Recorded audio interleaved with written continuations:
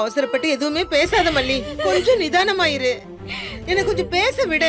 வேணாம், நான் கேவலமான பொண்ணுன்னு ஆதாரத்தோட அவர்கிட்ட காட்டிட்டீங்கல்ல. உங்களுக்கு இப்ப சந்தோஷம் தானே, நிம்மதி தானே? ஐயோ என்ன மல்லி நீ இப்படி எல்லாம் பேசுற? நான் இப்படி செய்வேனா? இதெல்லாம் பார்த்து நான் சந்தோஷப்படுவேனா? ஐயோ நான் உனக்கு விளக்கமா சொல்றேன் வா. தொடாதீங்கன்னு சொன்னேன். உங்களை கை எடுத்து கும்பிடுறேன், இங்க இருந்து போயிடுங்க.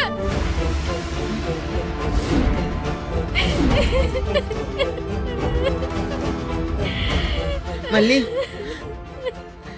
நான் உனக்கு தப்பா தெரியுற சில விஷயம்லாம் பண்ணிருக்கேன். நான் அதை இல்லனே சொல்லல பிள்ளை. ஆனா நான் வேற ஒண்ணு நினைச்சு பண்ணினேன். அது இப்படி வந்து முடியும்னு அந்த கடவுளானைய நினைக்கவே இல்ல பிள்ளை.